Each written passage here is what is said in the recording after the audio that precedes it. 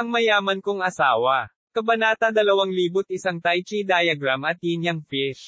Isang pagdagsa ng panloob na Chi ang agad na sinalakay siya, at si Chin Yu ay walang kamalay-malay na umatras. Anong nangyayari? Kumunat ang noo ni Chin Yu. Nang ilayo niya ang kanyang kamay, agad na nawala ang ningning ng kalansay. Tumingin si Chin Yu kay Juwo, senyales sa kanya na subukan din itong hawakan. Si Juwo ay naglakad pasulong at inilagay ang kanyang maliit na kamay dito. Gayunpaman, walang reaksyon mula sa balangkas. Kakaiba. Napatulala si Chin Yu. Maaaring ang kalansay na ito ay may kaugnayan sa akin. Tinitigan ni Juwo si Chin Yu gamit ang kanyang malalaking mata at sinabing, maaaring pareho siya ng pangangatawan mo. Pareho ang pangangatawan. Ang mga salitang ito ay nagpaalala kay Chin Yu.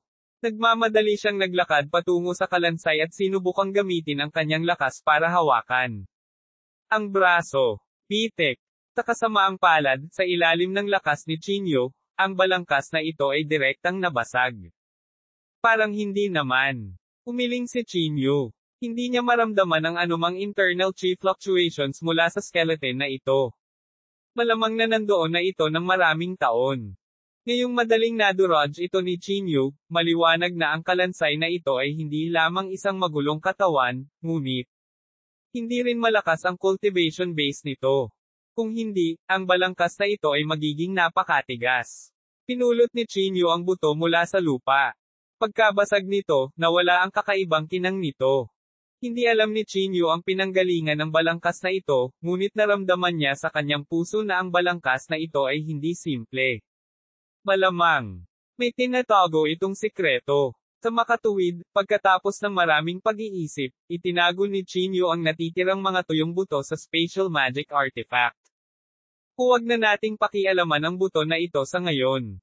Tingnan natin kung may makakain pa, bulong ni Juwo. Hinanap ng dalawa ang buong kwarto ngunit wala silang nakita. Walang magawa, lumabas na lamang sila at pumunta sa kagubatan. Pumunta si Chin Yu sa ilog upang manghuli ng ilang isda, habang si Juwo ay pumunta sa kagubatan upang manghuli ng ilang mabangis na hayop. Habang lumalalim ang gabi, nag-apoy sina Chin Yu at Juwo. Pagkaraan ng ilang sandali, ang halimuyak ng karne ay umanib sa kanilang mga ilong. Pinunit ni Juwo ang isang malaking paa ng hayop at pinabagsak ito. Si Chin Yu ay hindi rin idle. Bagamat wala siyang makakain pagkatapos ng pag-aayuno, nanabik pa rin siya sa masarap na pagkain.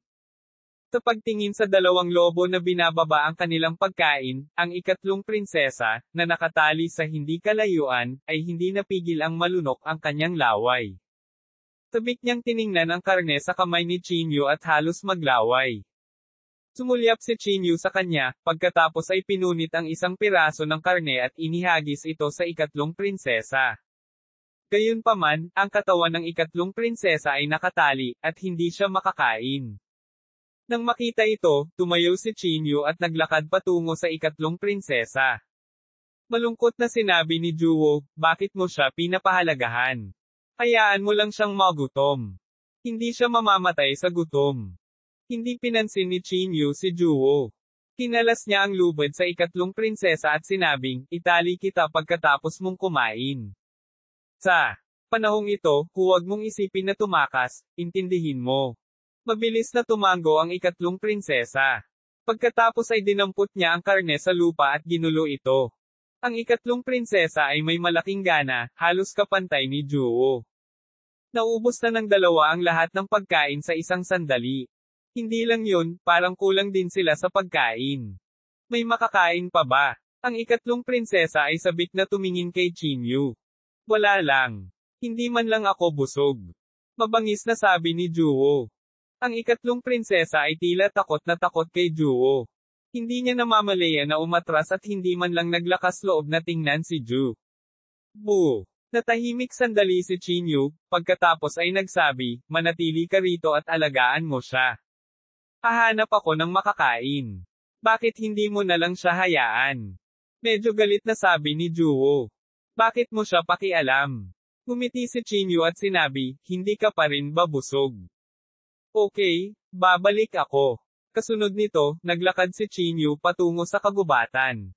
Ito ay isang napakalaking kagubatan sa bundok, ngunit walang kasing dami ng mabangis na hayop gaya ng naisip niya. Naglakad ng mahabang panahon si Chinyo ngunit hindi man lang nakakita ng mabangis na hayop. Kakaiba iyon. Paanong walang mabangis na hayop sa kagubatan na ito? Naisip ni Chinyo sa kanyang sarili. Inilabas niya ang kanyang banal na pakiramdam at tinakpan ang karamihan ng kagubatan. Laking gulat niya nang matuklasan kahit na ang kagubatan ay mukhang malago. Ang panloob na chi nito ay talagang napakahina. Ito ay hindi makatwiran sa Golden Age na ito. Kakaiba. Ito ba ay isang uri ng neutralisasyon ng madilim na enerhiya at espiritual na enerhiya sa lugar na ito? Napaisip si Chinyu sa sarili. Sa sandaling ito, naalala ni Chinyu ang kalansay na nakaupo na naka-crossleg sa bahay at nakaramdam ng higit na pagkalito. Kahit na ang mga ibon at hayop ay marunong lumipat, kaya bakit dito maglilinang at mamatay ang kalansay? Kung nabigo siyang maunawaan ang Dao. Dito, kahit isang tanga ay marunong lumipat ng lugar. Tuldok, may pinoprotektahan ba ang balangkas noong nabubuhay pa ito? Lalong naghinala si Chinyu. Dapat may dahilan kung bakit mas gugustuhin ng kalansay na iyon ang mamatay dito kaysa umalis. Sinubukan ni Chinyu na pakawalan ang kanyang banal na sentido at ipagpatuloy ang pagsisiyasat, ngunit wala siyang nakita. Kaagad pagkatapos, nanginginig ang figure ni Chinyu, at tumalon siya ng mataas sa langit. Tumingin siya sa napakalaking kagubatan ng bundok na ito mula sa itaas hanggang sa ibaba, gustong makakita ng kung ano mula rito. Gayunpaman, walang kakaiba sa kagubatan na ito. Maliban sa mga dahon ng mga puno na medyo madilim, wala nang kakaiba. Hinaplos ang kanyang baba, si Chinyu ay naging mas nagdududa. Akmang susuko na siya, may napansin siyang kakaiba. Ang buong kagubatan sa bundok ay tila mapanlikhang hinati sa dalawang bahagi. Ang kaliwa ay isang masukal na kagubatan sa bundok, habang ang kanan ay baog. Sa pagitan ng kaliwa at kanan ay isang paikot-ikot na ilog na naghati sa buong kagubatan sa dalawang bahagi. Ito. Habang tinitingnan ito ni Chinyu, mas pamilyar ang pakiramdam nito. Ang istruktura ng buong kagubatan sa bundok ay tila kahawig ng isang Tai Chi diagram. Bagamat hindi halata, malabo pa ring nakikita ng isa ang balangkas nito. Ang lugar na ito ay talagang hindi simple, sabi ni Chinyu sa malalim na boses. Tinapa niya ang kanyang baba na parang may iniisip. Ilang sandali pa, biglang natauhan si Chinyu. Nagmamadali siyang tumalon pababa at sumugod sa direksyon ng bahay. Nagmamadaling tumalon si Chinyu at tumingin pababa mula sa itaas nang makarating siya sa kinaroroonan ng bahay. Ang posisyong ito. Tila ito ang posisyon ng fish eye ng Tai Chi diagram. Si Chinyu ay hindi kapani-paniwalang nagulat. Mayroong dalawang fish eye sa Tai Chi diagram, ang yin-yang fish. Ang lokasyon ng bahay ay nagkataong nasa posisyon ng mga mata ng isda. Ang buong kagubatan sa bundok ay tila artificial na binago. Kung hindi titingnang mabuti, hindi pa banggitin ang balangkas ng Tai Chi diagram, hindi rin makikita ang pangkalahatang anyo ng kagubatan sa bundok. Kung ganoon, may isang taong sadyang nagpalit ng mga bundok at ilog para itago ang istruktura ng Tai Chi diagram dito.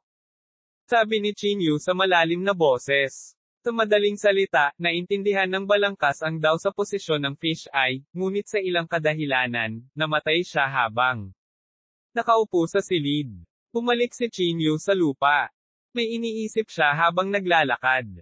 Kung tama ang hula ko, dapat may isa pang bahay sa simetriko na direksyon ng bahay na ito. Tinampal ni Chinyu ang kanyang ulo at napabulalas. Ang yin-yang fish eyes ng Tai Chi diagram ay simetriko. Dahil may nakitang bahay dito, dapat may isa pang bahay sa simetriko na direksyon. 2,002 nakakatakot na agos ng hangin. Kung ang isang bahay o iba pang espesyal na pag-iral ay matatagpuan sa simetriko na posisyon, ito ay magpapatunay na tama ang hula ni Chinyu. Imposibleng matukoy kung ito ay isang tunay na Tai Chi diagram na may mata dahil ang mga bundok at ilog dito ay matagal ng artificial na binago, at maging ang pangkalahatang balangkas ay hindi matukoy ng tumpak. Tulad ng hula ni Chinyu, sinabi ni Juwo na nakadilat ang kanyang mga mata, nasaan ang pagkain na nakita mo? Saan napunta? Tinampal ni Chinyu ang kanyang ulo. Noon lang niya naalala ang pakay niya sa paglabas. I'm sorry. Nakalimutan ko. Napakamot ng ulo si Chinyu. Sandali lang. Babalik ako kaagad, nagmamadaling sabi ni Chinyu. Dahil doon, nagmamadaling umalis si Chinyu sa lugar at nagtungo muli sa kagubatan. Pagkaraan ng ilang sandali, sa wakas ay nahuli ni Chinyu ang ilang katamtamang laki ng mabangis na hayop at ibinalik ang mga ito. Matapos letsyon ng mga mababanges na hayop na ito, hindi kumagit si Chinyu at ibinigay ang lahat kay Juwo at sa ikatlong prinsesa. Kaagad nitong ginawa si Juwo ng labis na hindi nasisiyahan. Paminsan-minsan ay tinitigan niya ang ikatlong prinsesa, ang kanyang mga mata ay puno ng layuning pumatay. Kumain ka na naman. Paano ka pa makakakain? Stop king eating. Sa huli, hindi na kinaya ni Juwo. Inagaw niya ang karne sa kamay ng ikatlong prinsesa at ibinigay kay Chinyu. Di man it, hindi mo ba nakita si Chinyu na hindi kumakain kahit isang kagat? Are you a king tanga? Nagmura si Juwo. Ang ikatlong prinsesa, na laging mayabang at despot-iko, ay hindi nang ahas na magsalita sa sandaling ito. Kapag kaharap si Juwo, wala siyang galit at napakamasunurin. Walang magawang umiling si Chinyu. Inabot niya ang karne sa kanyang kamay sa ikatlong prinsesa at sinabi, hindi ako nagugutom, hayaan mo siyang kumain. Nang makita ito ni Juwo, hindi niya napigil ang umungol, masyado kang mabait. Kung ako ang magpapasya, itatapon ko siya sa kagubatan para pakainin ng mga isda. Ang pangatlong prinsesa sa gilid ay hindi maiwasang manginig. Hindi niya pinagdudahan ang mga salita ni Juwo. Kung mapipilitin si Juwo sa isang sulok, hindi siya mapakali kung siya ang ikatlong prinsesa ng pamilya yan. Pagkatapos kumain, tumayo si Chinyu at sinabing, "Tara na." Aalis. Saan pupunta? Nagtatakang tanong ni Juwo. Pumunta ka doon, itinuro ni Chinyu ang kabaligtaran at sinabi. Bago bumalik, kabisado na ni Chinyu ang mga coordinate ng bahay at hinubad ang mga coordinate ng simetriko. Posisyon. Hanggat dumating sila sa mga coordinate, maaari nilang kumpirmahin ang pagiging tunay ng ideyang ito. Kaya muling itinali ni Juwo ang ikatlong prinsesa. Bitbit ang ikatlong prinsesa, sumunod siya sa likod ni Chinyu. Ang kagubatan na ito ay napakalaki. Sa kabutihang palad, malapit sila sa ilog at sa gayon ay hindi nagtagal upang marating ang pampang ng ilog. Ito ay baog sa kabilang pampang, taliwa sa mayayabong na halaman dito. Tumingin si Chinyu sa kabila at sinabi sa mahinang boses, kung ito ang naisip ko, ang kabilang panig ay dapat na makulimlim. Top! Top! Napakagandang tanawin. Bumantong hininga si Juwo na may emosyon at sinabi. Walang sinabi si Chinyu. Nauna siyang humakbang sa ilog at naglakad patungo sa kabilang panig. Si Juwo at ang ikatlong prinsesa ay sumunod na malapit sa likuran. Hindi malawak ang ilog. Kaya hindi sila nagtagal upang makarating sa kabilang panig. Sa sandaling tumuntong sila sa kabilang pampang, hindi lumitaw ang malaking pagkakaiba na naisip niya. Sa kabaligtaran, walang naramdamang abnormalidad si Chinyu. Pwede bang peke? Bahagyang kumunat ang noo ni Chinyu. Anong mali? Tanong ni Juwo. May napansin ka bang kakaiba? Tumingin si Chinyu kay Juwo at nagtanong. Hinaplos ang kanyang baba, inilabas ni Chinyu ang kanyang divine sense at tinakpan ang halos lahat ng lugar. Pagkaraan ng ilang sandali, tuwang-tuwang sinabi ni Juwo, oo. Mas maraming pagkain dito kaysa dati. Pagkain. Nagulat si Chinyu. Nagmamadali niyang pinakawalan ang kanyang divine sense, at hindi nagtagal, naramdaman ni Chinyu na may mali. Bagamat ang lugar na ito ay mukhang lubhang mapanglo, mayroong maraming mga palatandaan ng buhay. Bagamat ang kabilang panig ay mukhang puno ng mga bulaklak at halaman, kakaunti ang mga palatandaan ng buhay. Gayunpaman, ito ay kabaligtaran dito. Kakaiba, walang saysay. Hinaplos ni Chinyu ang kanyang baba at naramdaman itong kakaiba. Tinala niya si Juwo sa mga coordinate, iniisip na i-verify ang kanyang iniisip. Gayunpaman, hindi nagtagal pagkatapos nilang maglakad, maraming mga panloob na chi ang lumundag. Bago makabangon si Chinyu mula sa kanyang pagkabigla, isang matalim na talim ang tumusok sa glebela ni Chinyu. Mag-ingat ka! Nagmamadaling sigaw ni Juwo. Nagmamadali siyang nagpaputok ng lilang ilaw upang harangan ang pag-ataking ito, ngunit huli na. Ang matalim na talim na iyon ay dumiretso sa glebela ni Chinyu. Sa sandaling tumusok ito, tiyak na masisira ang kanyang divine sense. Sa kritikal na sandali na ito, isang gintong talim ang lumipad mula sa glebela ni Chinyu at bumangga dito. Klang! Sa malutong na tunog, ang matalim na talim ay madaling naputol sa dalawa ng banal na sentido ni Chinyu at nawala ng walang bakas. Nagulat si Chinyu, at ang kanyang mukha ay puno ng pawis. Malapit na iyon.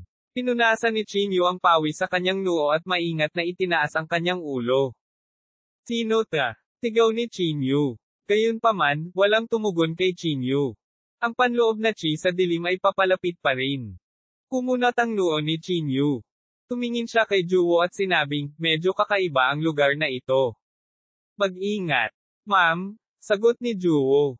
Pagkatapos noon, nagbuga ng lilang liwanag ang kanyang katawan at binalot siya. Handa siyang umatake anumang oras. Buzz! Sa sandaling ito, ang mga agos ng nakakatakot na agos ng hangin ay sumabog mula sa lupa. Ang bilis ay napakabilis at maging sina Chin Yu at Juwo ay nabigong mag-react sa oras. Sa ilalim ng nakakatakot na agos ng hangin na ito, ang dalawa ay direktang pinalipad sa kalangitan, at ilan sa kanilang mga buto ay nabasag. Ang pangatlong prinsesa ang pinakamalas. Nabasag ang kalahati ng katawan niya sa nakakakilabot na agos ng hangin at puno ng dugo ang katawan niya. Siya ay tumingin hindi kapani-pani walang nakakatakot. Ang ekspresyon ni Chinyu ay lubhang nagbago. Mabilis niyang pinatatag ang kanyang katawan gamit ang kanyang panloob na chi. Ang nakakatakot na agos ng hangin ay patuloy pa rin sa ilalim, at ang susunod na pag-atake ay maaaring sumabog anumang oras. Sa sandaling ito, nahulog sa lupa ang ikatlong prinsesa. Sa sobrang takot niya ay namumula ang kanyang mukha, at nakalimutan pa niya ang sakit ng kanyang katawan. May kakaiba sa agos ng hangin na ito. Hindi natin ito kakayanin. Umalis tayo dali. Nagmamadaling sabi ni Juwo. Natural na naramdaman ni Chinyu na may mali. Ang gayong nakakatakot na agos ng hangin ay hindi nila kayang labanan.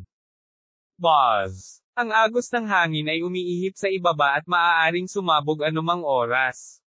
Sa sandaling ito ay sumabog, ito ay magiging hindi kapani-pani walang kakilakilabot. Ang pangatlong prinsesa sa ibaba ang siyang magpapasa ng bigat. Bilisan mo at umalis. Kung hindi, natatakot akong mamatay tayo dito. Nakita ni Juwo na hindi maganda ang mga bagay at nagmamadaling sinabi. Ibinaba ni Chinyu ang kanyang ulo at tumingin sa ikatlong prinsesa. Hindi niya maiwasang sumimangot. Ang pangatlong prinsesa ay natauhan din sa sandaling ito. Natakot siyang tumingin kay Chinyu at sinabi sa nanginginig na boses. Iligtas. Iligtas mo ako. Mangyaring iligtas ako. Ang ekspresyon ni Chinyu ay napakapangit. Kung siya ay tatalikod upang iligtas ang ikatlong prinsesa sa sandaling ito, huli na ang lahat. Tuldok. Baka siya ang maging meat paste na sinuntok ng agos ng hangin na ito. Kalimutan mo na siya. Bilisan mo at umalis ka na. Sigaw ni Juwo sa gilid. Kinagat ni Chinyu ang kanyang mga ngipin at tumalikod para umalis kasama si Juwo.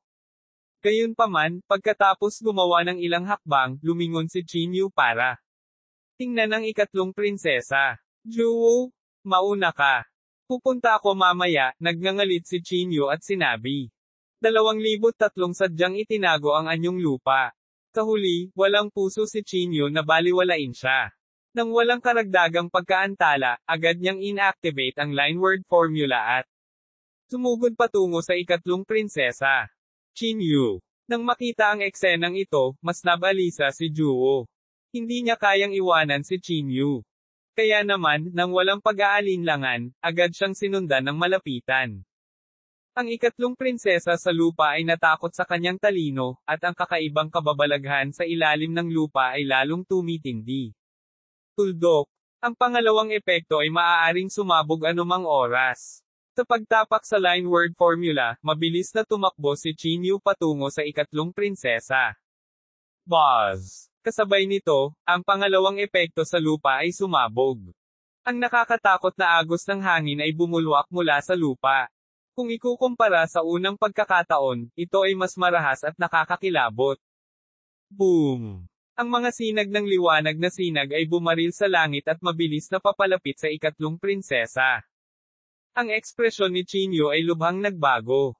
Sa desperasyon, binuhat niya ang ikatlong prinsesa at kinaladkad ito gamit ang dalawang kamay. Kasabay nito, ang katawan ni Chinyu ay nagbuga ng gintong liwanag. Ang panloob na chi sa buong katawan niya ay parang patong ng baluti na bumabalot. Sa kanya, si Juwoo, na gustong sumugod, ay halatang huli na. Nakatayo lang siya sa langit at nakatutok kay Chinyu. Juwoo, hulihin mo siya. Umungol si Chinyu. Nagbigay siya ng lakas gamit ang dalawang kamay at inihagi sa langit ang ikatlong prinsesa. Ang ikatlong prinsesa ay lumipad sa hangin sa ilalim ng lakas ni Chinyu, ngunit si Chinyu ay hindi kasing swerte. Ang mga sinag ng liwanag na sinag ay sumugod sa kanyang likod. Na nagbubuga ng hindi kapani-pani walang nakakatakot na kapangyarihan. Boom! Ang buong lugar ay naging abo kaagad, at ang usok at alikabok ay tumakip sa paningin. Walang nakakakita ng malinaw sa nangyari. Tandang padamdam. Niyakap ni Juwoo ang ikatlong prinsesa at tumitig sa direksyon ni Chinyu. Namumula ang mukha niya. Chinyu. Sigaw ni Juwoo. Ang kanyang puso ay marahas na ng inag at puno ng pag-aalala. Kasabay nito, napukaw nito ang kanyang galit. Kasalanan mo ang lahat.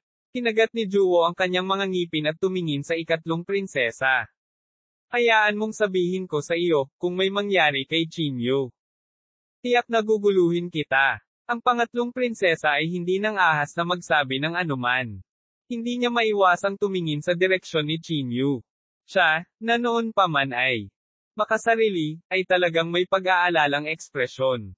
Ang usok at alikabok ay dahan-daang kumalat, at ang eksena sa ibaba ay sa wakas ay ipinakita sa harap ni Juwoo. Ang katawan ni Chinyu ay nababalot ng golden light. Gayunpaman, sa ilalim ng epekto ng malakas na agos ng hangin, ang gintong liwanag ay napunit. Tuldok, may mga sugat pa sa katawan ni Chinyu. Chinyu. Si Juwoo ay walang pakialam sa anumang bagay at nagmamadaling tumakbo patungo kay Chinyu. Niyugyug ni Chinyu ang kanyang katawan at tumayo mula sa lupa. Naramdaman niya ang bahagyang sakit na nagmumula sa kanyang likod. Sa kabutihang palad, walang nangyari, lumingon si Chinyu at sinabi. Kahit dumudugo ang likod niya ay hindi naman ito matinding sugat kaya hindi naman ito malaking problema. Nagmamadaling itinaas ni Juwoo ang kanyang maliit na kamay at inilagay ito sa katawan ni Chinyu, na ipinadala ang kanyang panloob na chi sa kanya. Ayos lang ako. Umiling si Chinyu. Pilasan na natin ang lugar na ito. Walang makakasiguro na hindi na magkakaroon ng pangatlong beses. Ma'am, sagot ni Juwoo. Pinandilatan niya ang ikatlong prinsesa at sinaway, ang swerte mo. Hindi gaanong nagsalita si Chinyu. Mabilis siyang sumugod sa di kalayuan ayon sa direksyon na kanyang hinuha.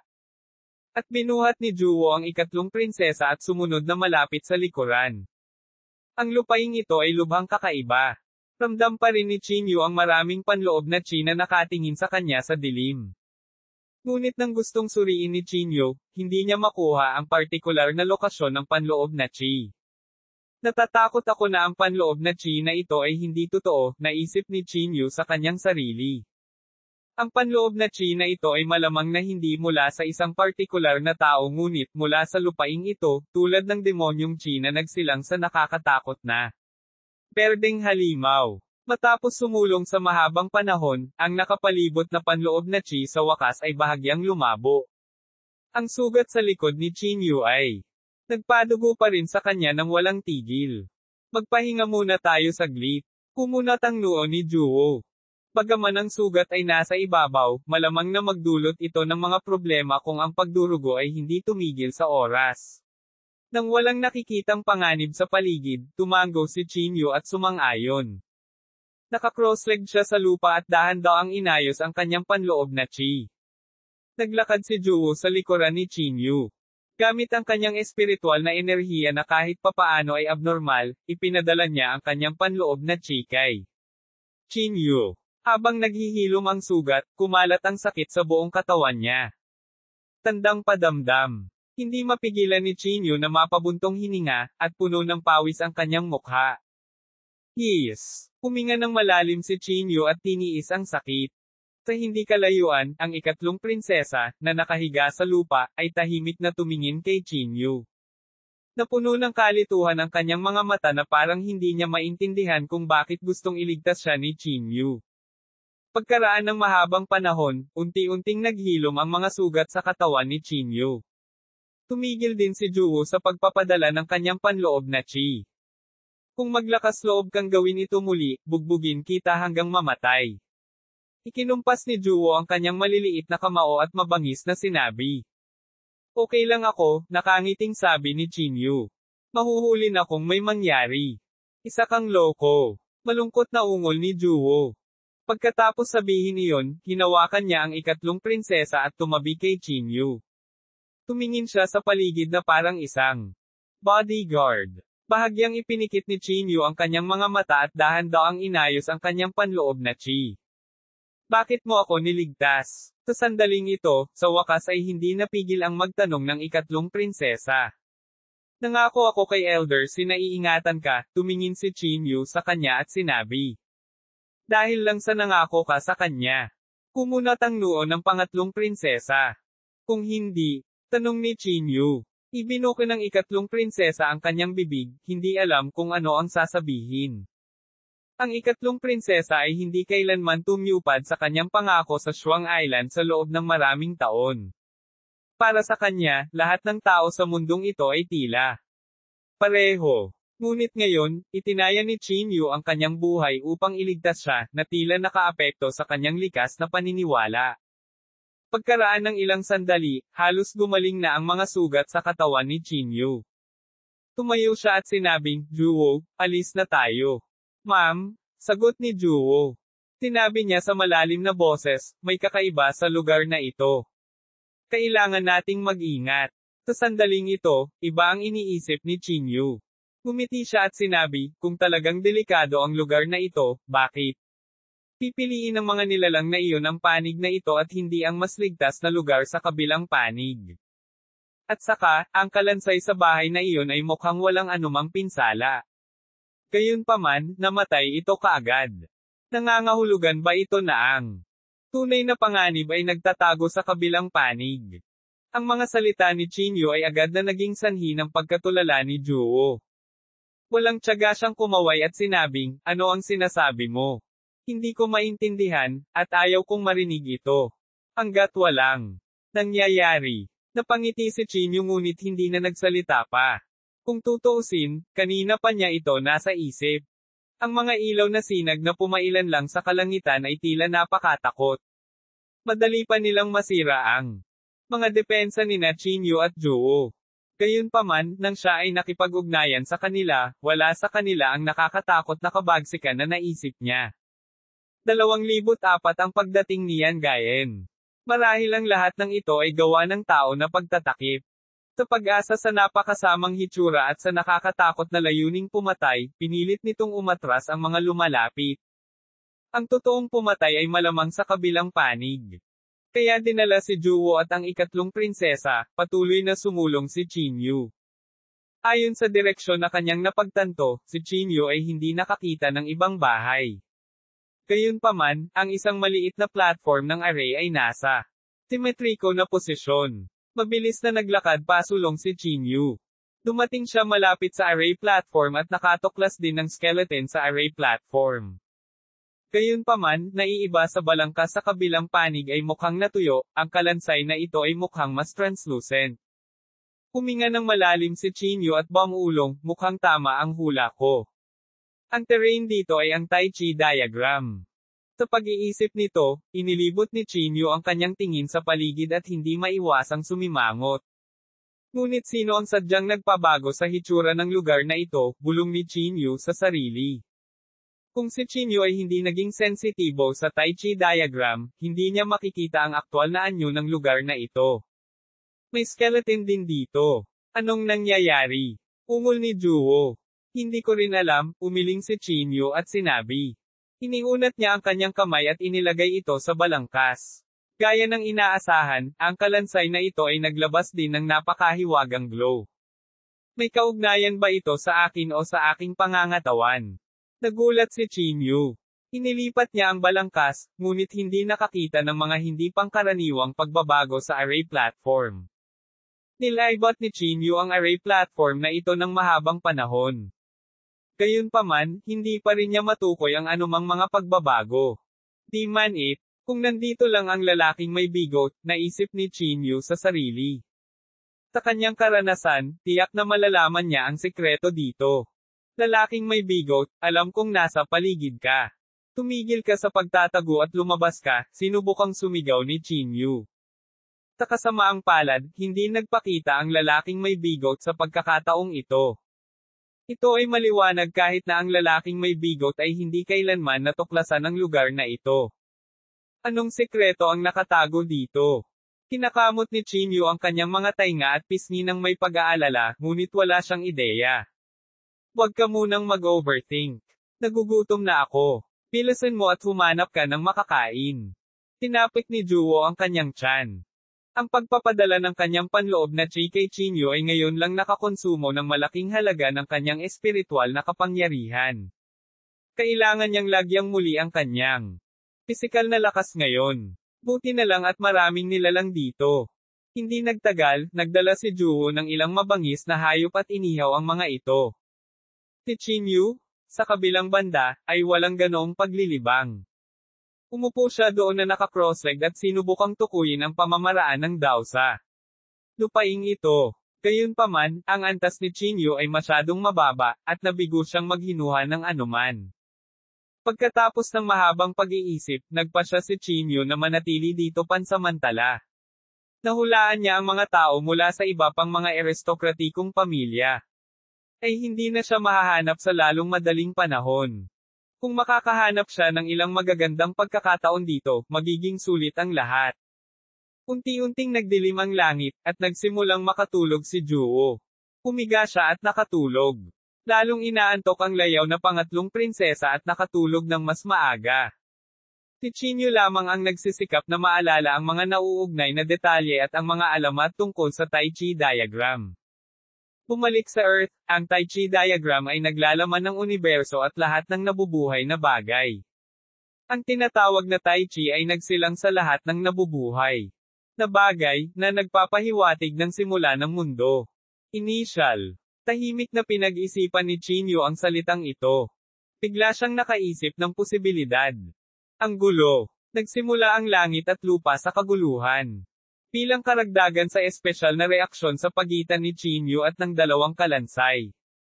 Nakatago ba dito ang sikreto ng kaguluhan o magulong katawan? Sa pag-iisip nito, biglang nagising si Chinyu.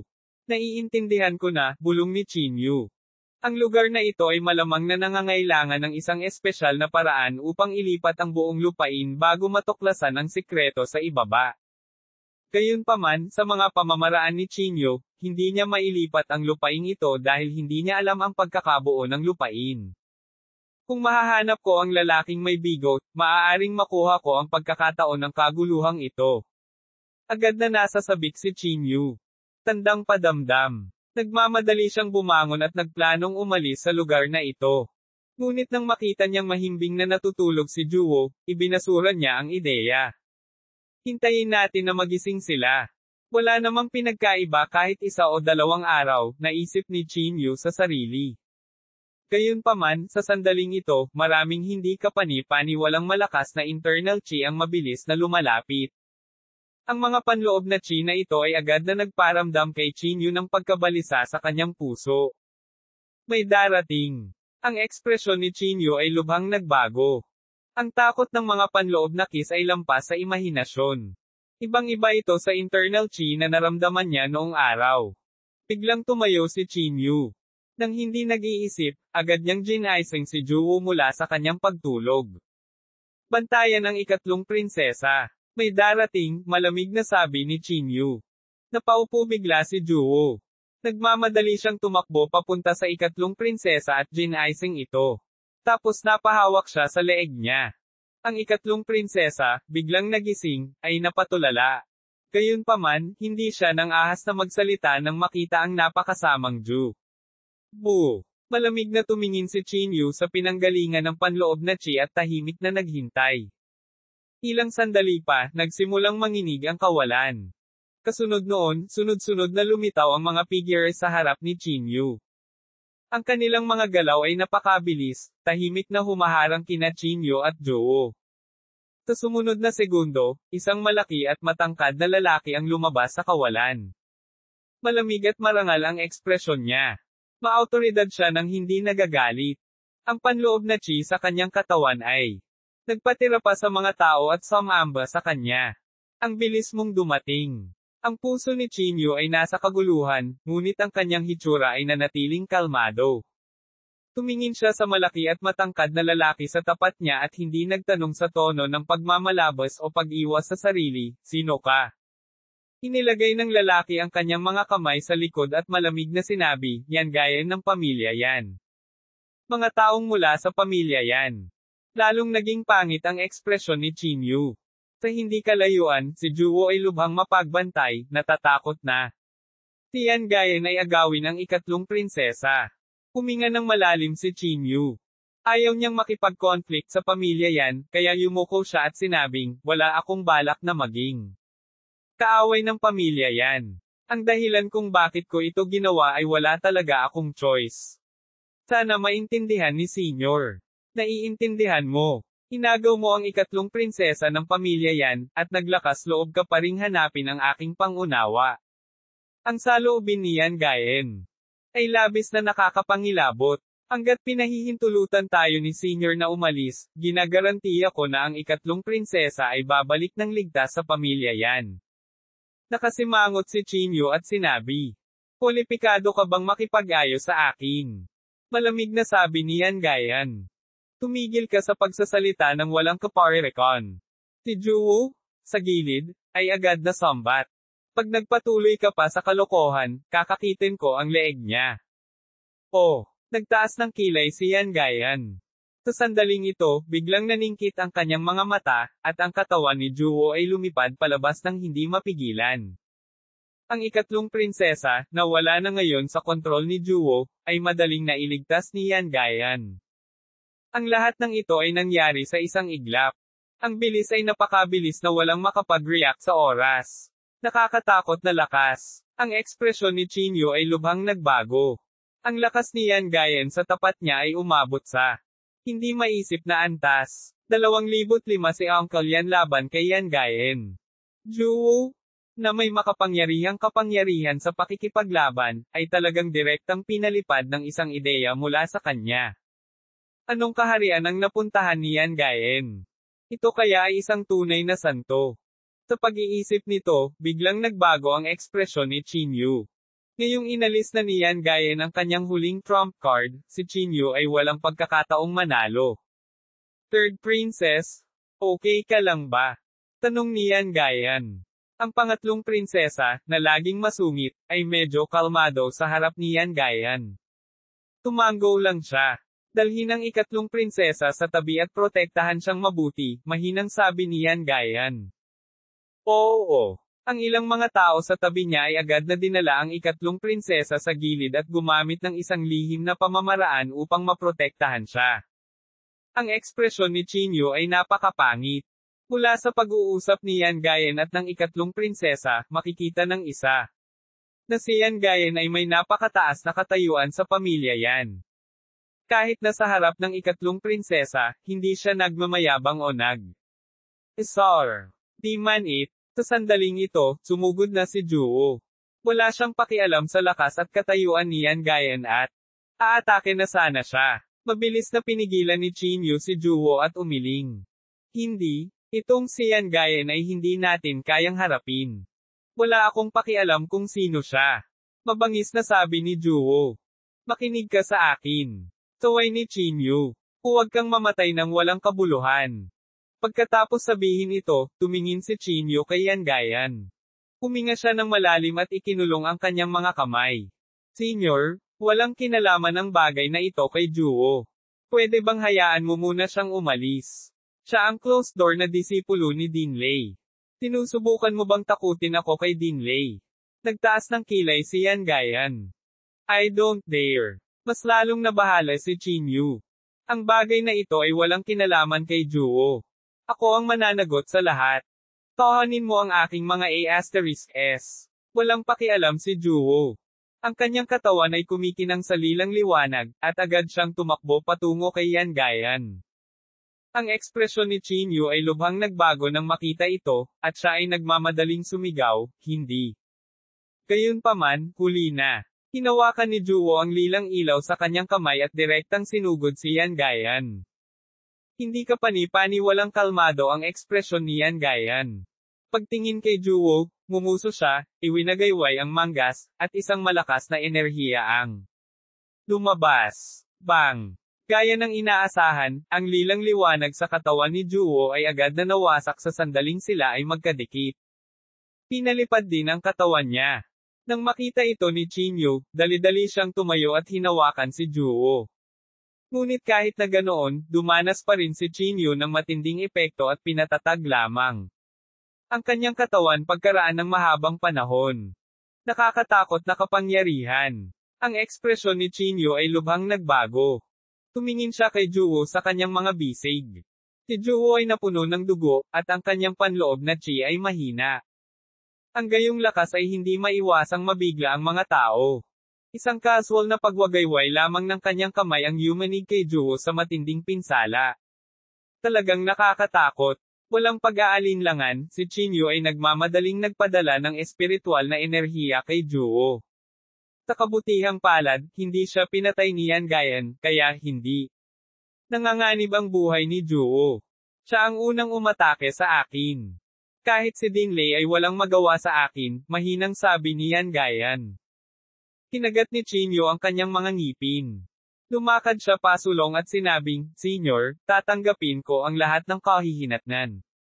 Pakipadala si Juwo sa Thunder Courtyard. Oh, bahagyang ngumiti si Yan Gayan.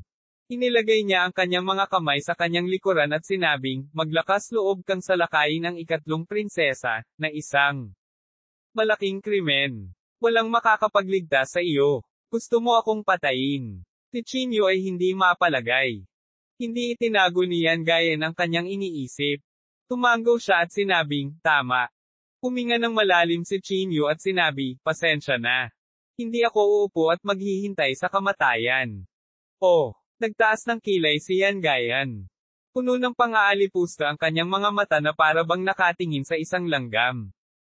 Kahit na napakalakas mo, gusto ko pa ring subukan, malamig na sabi ni Chinyu. Dahil doon, ang gintong liwanag sa katawan ni Chinyu ay agad na pumutok, at inayos niya ang kanyang panloob na chi sa sukdulan. Pagkatapos ay tinapakan ni Chinyu ang line word formula at sumugod papunta kay Yan Gayan. Kinuyam niya ang 10,000 spell-breaking punch at pinakawalan ang lahat ng lakas niya. Gayunpaman, hindi gumalaw si Yan Gayan. Pagtingin sa papalapit na si Chinyu, nagbuga ng manipis na liwanag ang kanyang katawan. Bang! Sa sandaling maglapat ang kamao ni Chinyu, agad siyang na-counter-attack ng isang malakas na puwersa, at ang kanyang katawan ay lumipad. Paatras! Tuldok! Hindi lang nabigo ang suntok niya na basagin ang depensa ni Yan Gayan, kundi nagluwa pa siya ng dugo. Nakakatakot! Pinunasan ni Chinyu ang dugo sa gilid ng kanyang bibig, at ang kanyang ekspresyon ay naging mas nabigla. Anong klaseng lakas ito? Sobrang nakakatakot! Si Chinyu ay ayaw sumuko. Muli niyang sinisingil si Yan Gayan, pinalabas ang lahat ng kanyang lihim na pamamaraan at binomba si Yan Gayan. Sa kasamaang palad, wala sa mga pamamaraan ang makalusot sa depensa ni Yan Gayan. Tumayo siya roon nang hindi gumagalaw, pinahintulutan si Chinyu na umatake. Ilang sandali lang, halos maubos na si Chinyu.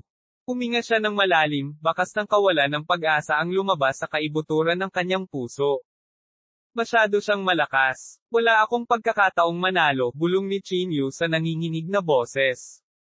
Ito ang unang pagkakataon na nakaramdam siya ng ganoong kawalan ng pag-asa. Si Yan Gayan ay parang isang hindi malulutas na bundok na walang sino man ang maaaring yumanig. Tapos na ba? Mahinang sabi ni Yan Gayan. Pangit ang ekspresyon ni Chinyu, ngunit wala siyang sinabi. Napabuntong hininga si Yan Gayan. Itinaas niya ang kanyang kamay at sinabing, kung gayon, akin na.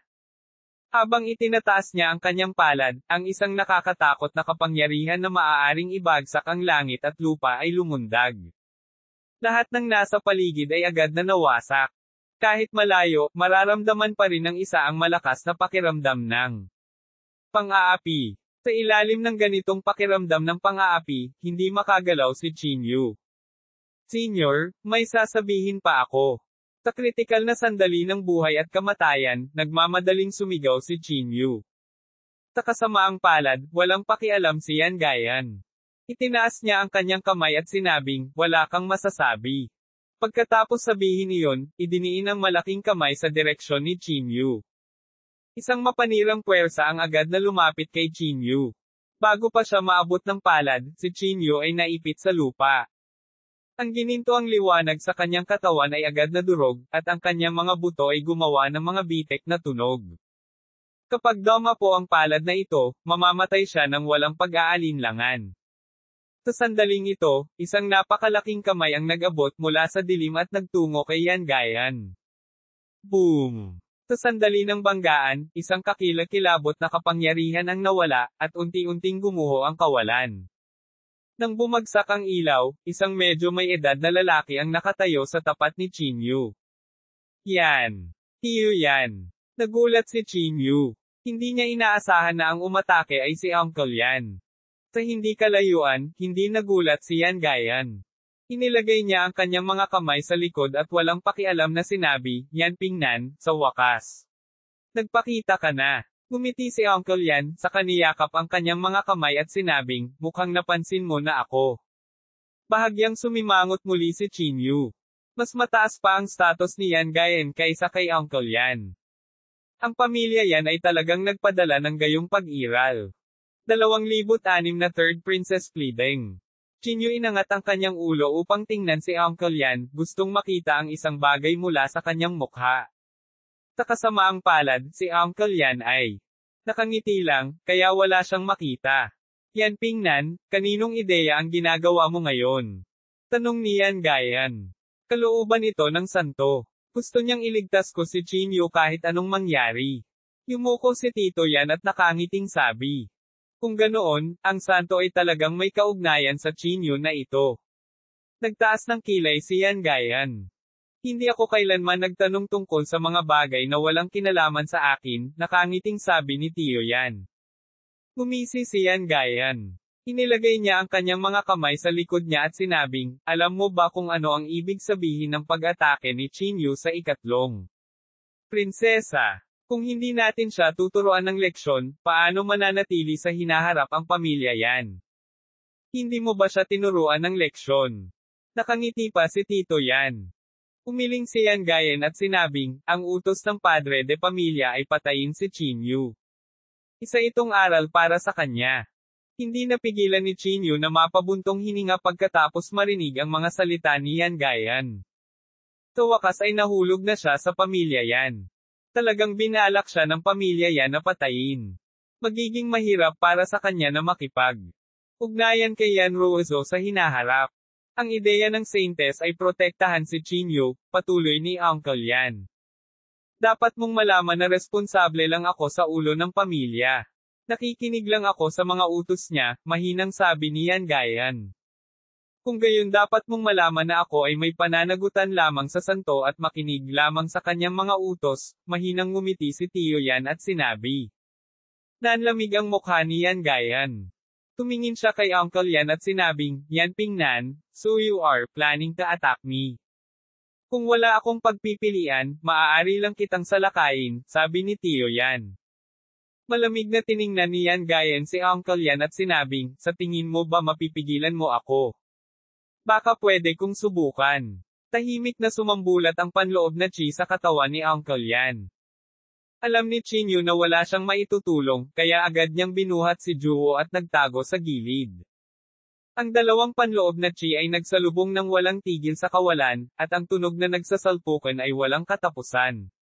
Ito ay tremendously nakakatakot. Ang banggaan ng gayong mga pag-iral ay madaling masira ang isang lungsod. Mahirap pangalagaan ang Tai Chi diagram dito. Nililigawan mo si kamatayan, malamig na sabi ni Yan Gayen at naglakad patungo kay Uncle Yan. Akmang mag-aaway ang dalawang partido, biglang tumakbo ang ikatlong prinsesa. Tumayo siya sa tapat ni Yan Gayen, umiling, at sinabing, kalimutan na natin ito. Natigilan si Yan Gayen. Hindi siya makapaniwala sa narinig. Third princess, anong sabi mo? Bahagyang kumunat ang noo ni Yan Gayen. Sabi ko kalimutan mo na, ulit ng ikatlong prinsesa. Hayaan mo sila. Hindi lang si Yan Gayen ang natigilan, pati si Uncle Yan ay natulala. Ang ikatlong prinsesa ay isang taong palaging naghihiganti para sa isang maliit na karaingan. Itinuring niya na walang halaga ang buhay ng tao. Kaya paano niya pakakawalan si Chinyu ng ganoon kadali? Ikatlong prinsesa, naharas ka ba? Kasama ko, hindi mo kailangang matakot, malamig na sabi ni Yan Gayen. Umiling ang ikatlong prinsesa at sinabing, hindi, walang ginawa si Chinyu sa akin. Hayaan mo siya. Paano ang iyong mga sugat? Hindi makapaniwalang tumingin si Yan Gayen sa ikatlong prinsesa. Wala itong kinalaman kay Chinyu, sumimangot ang ikatlong prinsesa at sinabi. Anyway, hayaan mo na siya. Gusto kong bumalik ngayon. Pagod na ako. Nanatiling tahimik si Yan Gayen na parang may iniisip. Malungkot na sinabi ng ikatlong prinsesa, nais ng aking ama na iligtas mo ako at ibalik. Kung hindi mo siya pakakawalan, hindi. Rin ako babalik. Hindi napigilan ni Yan Gayen na tumawa ng mapait. Ipinilig niya ang kanyang ulo, at ang panloob na chi sa kanyang katawan ay dahan-daang nawala.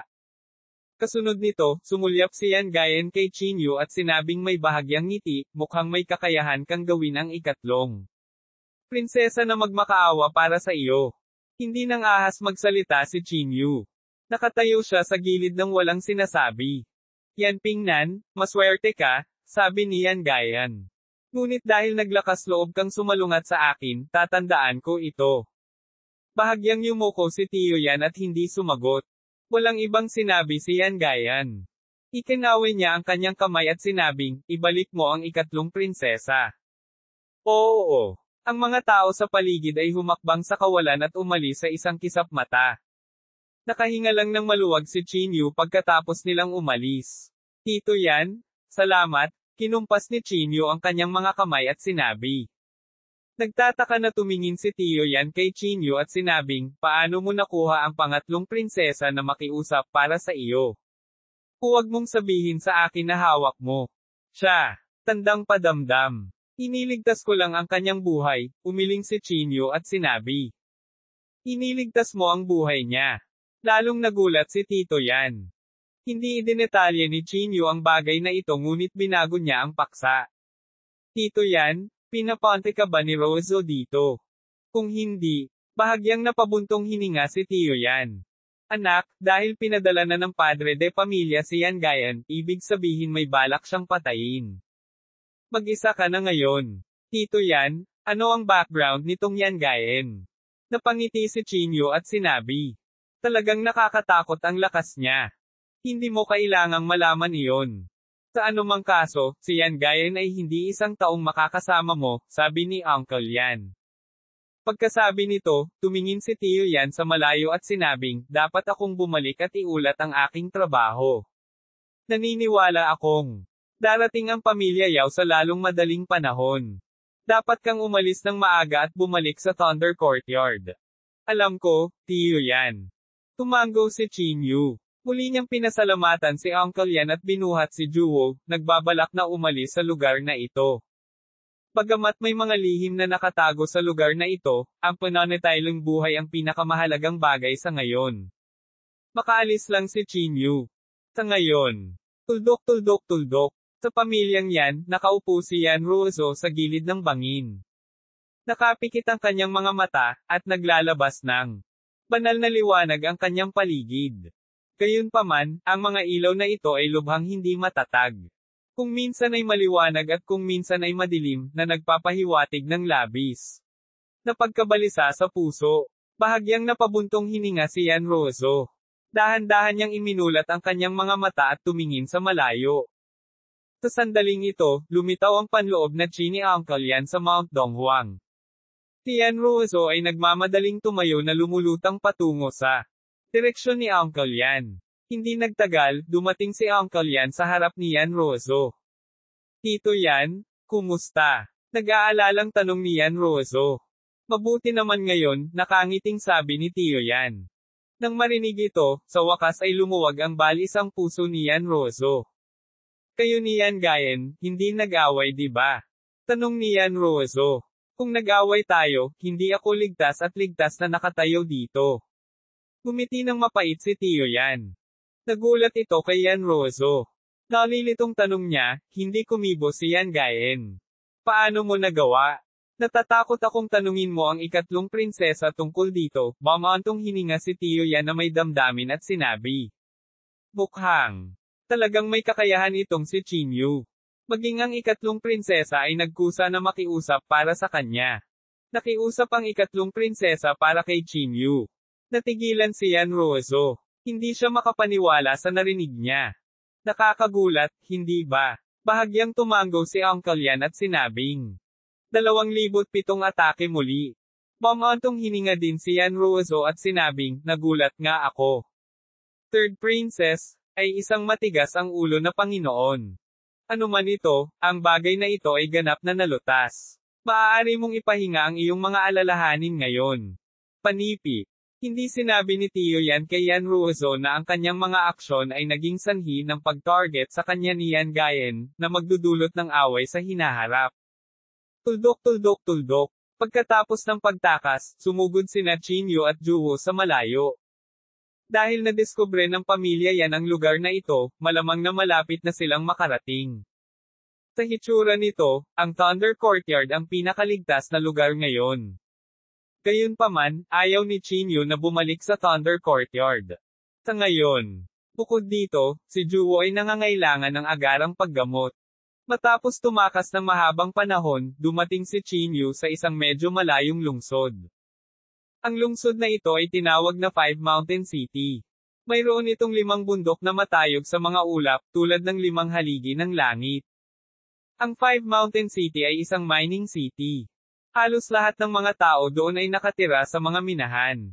Ang kanilang pang-araw-araw na trabaho ay minahan at makipagpalitan ng mga spirit coins. Tinala ni Chinyu si Juwo sa isang inn at nanatili doon pansamantala. Pagkapasok, hindi na makapaghintay si Chinyu na gamutin ang mga sugat ni Juwo. Kahit na ang mga pinsala ni Juwo ay hindi malubha, ang kanyang panloob na chi ay napakahina. Kung hindi na protektahan ni Chinyu ang kanyang vitality gate sa tamang panahon, malamang na nawala na ang kanyang primordial spirit ngayon. Walang pagkaantala, inilabas ni Chinyu ang medicinal cauldron at nagsimulang magpino ng mga chi replenishing pills para kay Juwo. Ang ganitong uri ng tableta ay hindi itinuturing na mataas ang grado, kaya hindi ito problema para kay Chinyu. Sa loob lamang ng ilang oras, napino na ni Chinyu ang 12 ng mga chi replenishing pills. Pinakain niya si Ju ng mga table tasks, ngunit hindi nagbago ang kanyang panloob na chi. Ang mga mata niyang nakapikit ay walang bakas ng pagbubukas. Kumunat ang noo ni Chinyu. Iniunat niya ang kanyang kamay upang maramdaman ang panloob na chi ni Juwo. Gaya ng inaasahan, ang kanyang panloob na chi ay napakahina pa rin. Paano ito? Ang ekspresyon ni Chinyu ay napakapangit. Sinubukan niyang pakainin si Juwo ng ilang mga table tasks, ngunit pareho ang resulta. Si Juwo ay hindi gumanti sa mga table tasks. Agad na natarante si Chinyu. Niyakap niya si Juwo at nalilito. Ang damdamin ni Chinyu para kay Juwo ay medyo komplikado. Hindi pagmamalabos na sabihing tiyak na isa siya sa mga taong pinagkakatiwalaan ni Chinyu. Kung may nangyari kay Juwo, magugulo ang daw na puso ni Chinyu. Bakit hindi nakakatulong ang chi replenishing pill? Niyakap si Juwo, bahagyang nanginag ang puso ni Chinyu. Sa pagtingin sa mahinang katawan ni Juwo, hindi maiwasan ni Chinyu na makaramdam ng kirot sa kanyang puso. Hindi ko nahahayaang sumunod sa akin si Juwo. Kinagat ni Chinyu ang kanyang mga ngipin. Kung nakilala niya ang isang tulad ni Yan Gayen, baka mawalan siya ng buhay. Sinubukan ni Chinyu ang maraming paraan ngunit nabigong magising si Juwo. Pagkatapos mag-isip tungkol dito, nagpa siyang magtungo sa Shangzhou upang maghanap ng mas mataas na antas na alchemist na gagamutin ang mga pinsala ni Juwo. Ang Sky City ay talagang isang napakapanganib na lugar ngayon. Gayunpaman, para sa kapakanan ni Juwo, binalak ni Chinyu na kunin ang panganib. At subukan ito. Nang papaalis na si Chinyu sa Five Mountain City, bigla siyang may naisip. Hindi kaya, dahil sa pangangatawan niya. Tinampal ni Chinyu ang kanyang ulo at inalala ang kanyang engkwentro sa Nanzhou. Noong panahong iyon, noong nasugatan si Juwo, kailangan lang niyang kumain at uminom ng marami, at bumalik sa normal ang kanyang katawan. Sa pag-iisip nito, nagmamadaling inayos ni Chinyu si Juwo. Pagkatapos ay tumakbo siya palabas ng bahay tuluyan at pumunta sa taberna para bumili ng karne at alak. Hindi na makapaghintay si Chinyu na magmadaling bumalik sa indala ang alak at karne. Pinakain niya ang karne at alak kay Juwo. Gaya ng inaasahan, nang kainin niya ang ika-108 na binti ng pato, dahan-dahan niyang iminulat ang kanyang mga mata, at ang kanyang panloob na chi ay nakabawi ng higit sa kalahati. Nang makita ang eksenang ito, agad na nakahinga ng maluwag si Chinyu. Talaga, isang weirdo. Hindi maiwasan ni Chinyu ang umiling. Inaantok na binuksan ni Juwo ang kanyang mga mata. Napakamot siya ng ulo at tulalang sinabi, saan ang lugar na ito? Mapait na ngumiti si Chinyu at nasabi lang kay Juwo ang nangyari. Matapos marinig ito, tila may naisip si Juwo.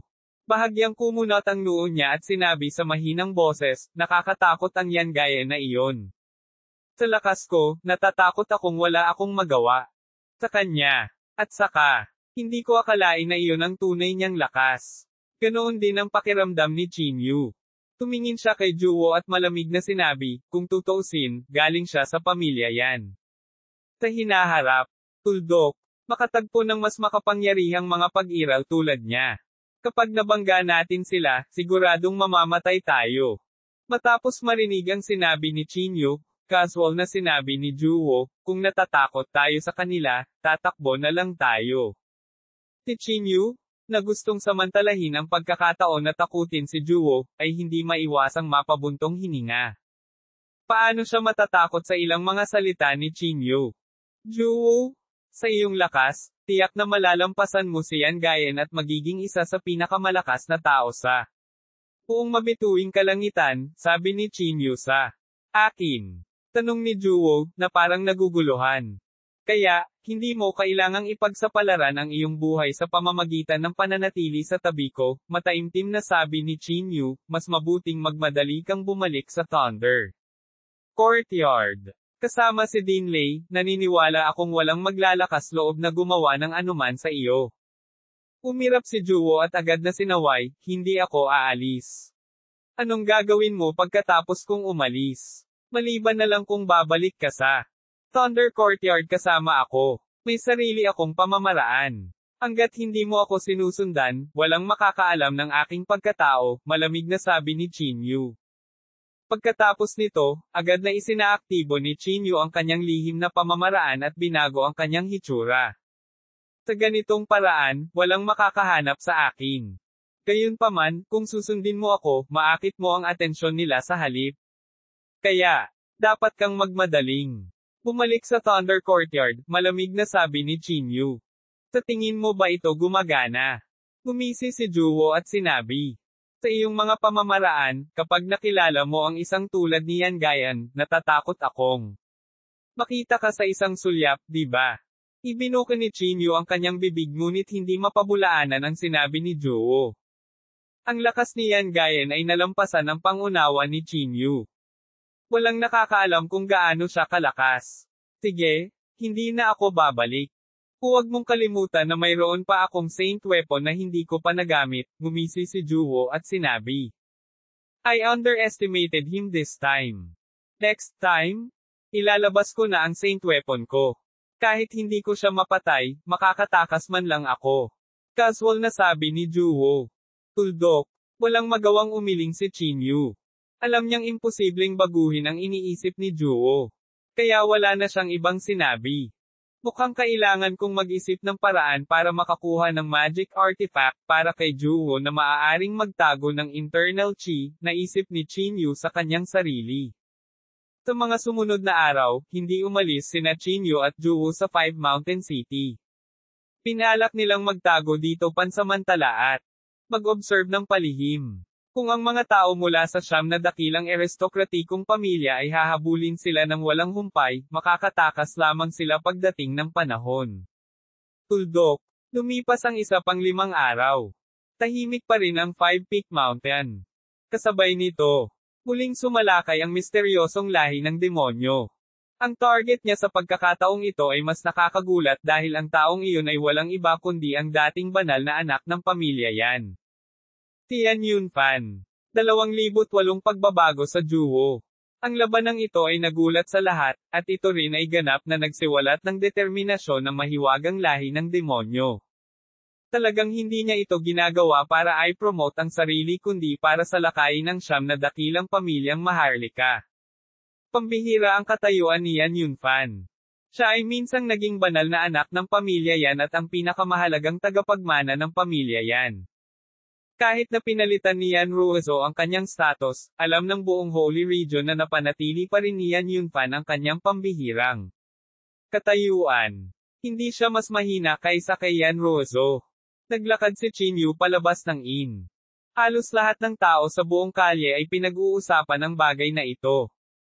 Kahit na napakaliit ng Five Mountain City, pinag-uusapan ng mga tao ang bagay na ito. Ito ay maliwanag kung gaano kakilabot ang impluwensya ng bagay na ito. Nakahanap si Chinyu ng isang tavern at huminto sandali. Humingi siya ng alak at nakinig sa mga usapan ng mga tao sa paligid niya. Habang umiinom, may chismis na nakilala ni Tian Yunfan ang misteryosong taong iyon hindi nagtagal pagkatapos niyang iwan ang pamilya yan. Oo, narinig ko rin ang tungkol dito. May chismis na nagkita sila sa isang mystic realm na kakadevelop lang ng pamilya yan. Naglakas loob siyang salakayin siya sa lugar ng pamilya yan. Nakakatakot. Narinig ko na ang labanan ay tumagal ng 3 buong araw.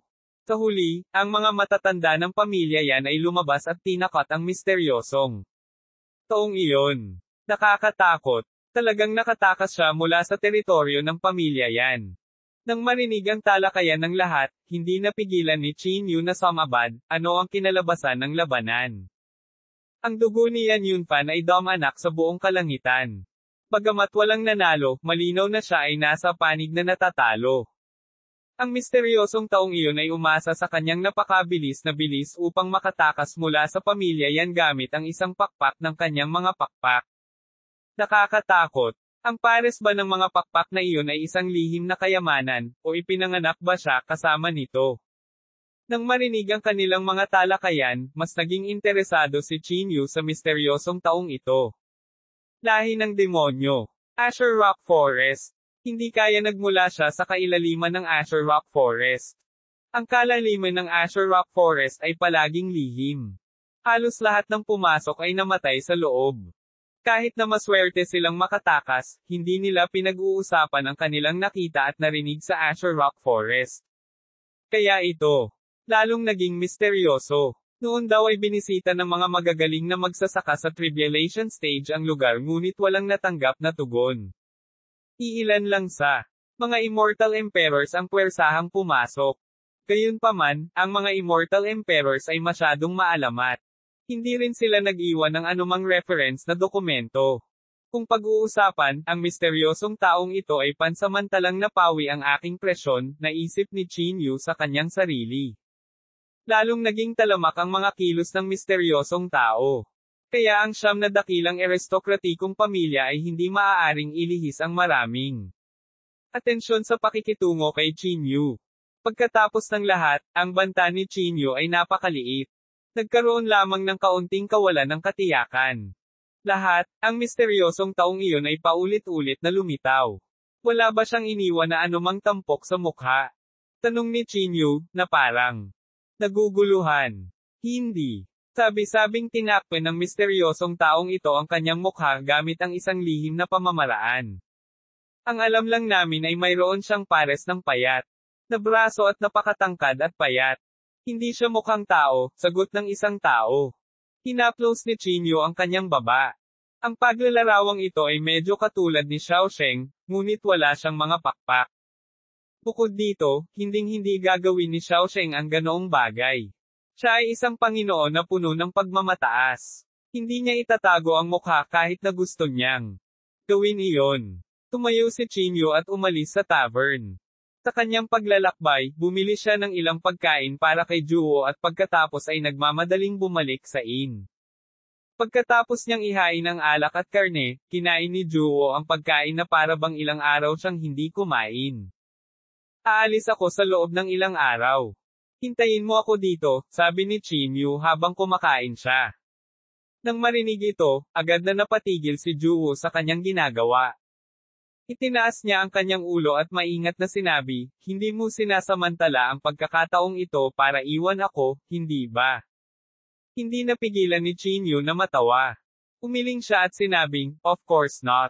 What are you thinking? Tumingin si Juwo kay Chinyo at sinabi ang bawat salita, kung iiwan mo ako, hinding-hindi kita mapapatawad. Natigilan si Chinyo at agad na natigilan. Sa hindi malamang dahilan, hindi maiwasan ni Chinyo ang kirot sa kanyang puso nang marinig niya ito. Huwag kang mag-alala. Hindi kita pababayaan kahit anong mangyari, sabi ni Chinyo habang siya ay tumayo. Sa garantiya ni Chinyo, agad na nag-relax si Juwo at nagpatuloy sa pagkain. Pagkatapos kumain at uminom sa nilalaman ng kanyang puso, kinuha ni Juwo ang demonyong itlog at sinimulang pag-aralan itong mabuti. Sa panahong ito, wala pa ring reaksyon mula sa demonyong itlog. Ang ikinagulat ni Chinyo ay ang tungkol sa demonyong itlog ay talagang hindi nagdulot ng anumang kaguluhan. Wala man lang dumating para ipaglaban ito. Ordinaryong bato lang ba ang demonyong itlog na ito? Tanong ni Chinyo, na parang naguguluhan. Kung ito ay isang kayamanan, bakit walang ipinaglaban ito? Kahit na ang siyam na dakilang aristokratikong pamilya ay hindi kumilos, ang mga mahiwagang sekta na iyon ay hindi na sana uupo noon pa. Ang banal na rehiyon ay napakalaki, at tanging ang langit lamang ang nakakaalam kung gaano karaming mga misteryosong sekta ang nagtatago sa dilim, naghihintay ng pagkakataong mag-atake. Walang nakakaalam kung gaano kalakas ang kanilang nakatagong lakas. Halimbawa, ang Satanas na kilala ni Chinyo ay hindi isang aristokratikong pamilya sa ibabaw, ngunit ito ay nagtataglay ng hindi kapani-paniwalang misteryoso at nakakatakot na mga lihim na pamamaraan. Ang ilang napakalakas na eksperto ay malamang na nagbabantay dito. Kalimutan mo na ito. Hindi ako mapakali, pag-ungol ni Chinyo. Sa pagtingin sa seryosong ekspresyon ni Juwo, walang gustong sabihin si Chinyo. Pagkatapos mag-isip tungkol dito, nagpasya si Chinyo na umalis kinabukasan at samahan si Juwo sa isa pang gabi. Nang gabing iyon, hinawakan ni Juwo ang demonyong itlog sa kanyang mga bisig. Tumingin siya sa mabituing kalangitan sa labas at hindi napigil ang bumaantong hininga at sabihin, I wonder how Wen-er is doing now. Sa pagbanggit kay Wen-er, medyo hindi komportable si Chinyo. Gayunpaman, siya ay isang maliit na karakter lamang. Walang gagawa sa kanya. Ang paghihiganti ni Wenda. Maghihiganti ako, sabi ni Chinyo. Sa sandaling ito, biglang lumingon si Juwo kay Chinyo. Ngumiti siya at sinabing, sa araw ng pagpupulong, talagang pinaplano kong samantalahin ang pagkakataong salakayin si Elder Si at ipaghiganti si Wenda. Nagulat si Chinyo. Bigla niyang naalala ang abnormalidad ni Juwo noong panahong iyon. Sa ilang araw na iyon, ang karaniwang buhay na si Juwo ay naging tahimik. Medyo kakaiba ang pakiramdam ni Chinyo sa oras na iyon. Gayunpaman, hindi niya ito masyadong pinag-isipan. Hindi niya inaasahan na ganoon ang iniisip ni Juwo. Mayroon akong saint weapon. Kapag bigla akong umatake, sigurado akong mapapatay ko siya. Malamig ang tono ni Juwo. Ibinuka ni Chinyo ang kanyang bibig at nagtanong, bakit nagbago ang isip mo noon? Ang plano ay hindi makasabay sa mga pagbabago. Napagtanto ko lang noong araw na iyon na malamang na hindi kanila papayagang umalis sa Sky City. Bumaantong hininga si Juwo at sinabi, sa makatuwid, inilipat mo ang iyong atensyon sa ikatlong prinsesa para makatakas ako. Lalong sumimangot si Chinyu. Buong pagmamalaking sinabi ni Juwo, paano na? Matalino ba ako? Agad na hindi nakaimik si Chinyu, at mas lalo siyang nalungkot.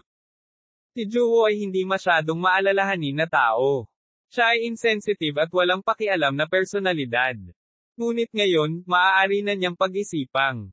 Mabuti si Chinyu, kahit na isuko ang sarili niyang plano. Ito ay nagpidama kay Chinyu ng higit pa sa pasasalamat. 2,000 na meeting Xiaoyu muling. Gayunpaman, si Juwo ay tila hindi gaanong napag-isipan. Ipinagmamalaki lang niya ang kanyang matalinong desisyon.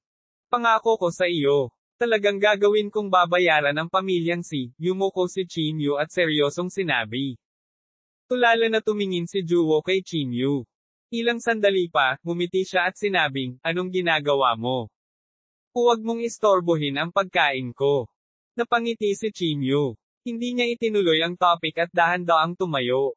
Si Chinyu, na may halong damdamin, ay tiyak na hindi makatulog. Kaya naman, lumabas siya ng ina at nagplanong mamasyal. Sa Five Mountain City. Sa gabi, ang Five Mountain City ay hindi tahimik gaya ng naisip niya. Sa ibaba ng 5 bundok, ang mga tao ay nagtatrabaho pa rin ng husto at nagmimina. Ang mga tao ay nagtrabaho ng husto at taos-pusong makipagpalitan ng kaunting mga spirit coins. Tila wala silang mataas na hangarin. Sa pagtatanim ngunit nais lamang nilang mamuhay ng matatag. Naglakad si Chinyu sa paanan ng bundok.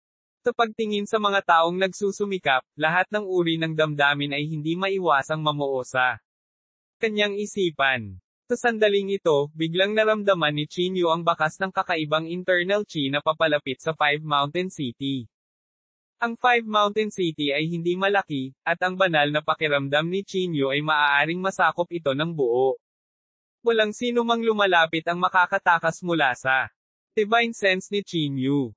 Bahagyang kumunot ang noo ni Chinyu at sinabi sa mahinang boses, huwag mong sabihin na nandito ang pamilya Yao.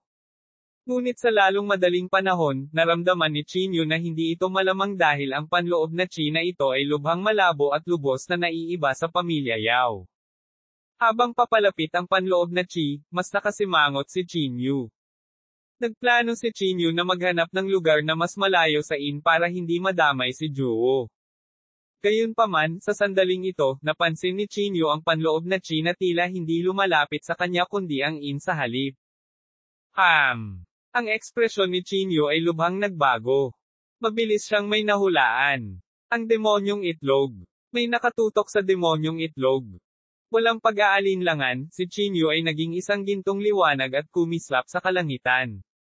Pagtapak sa line word formula, sumugod siya. Papunta sa inn.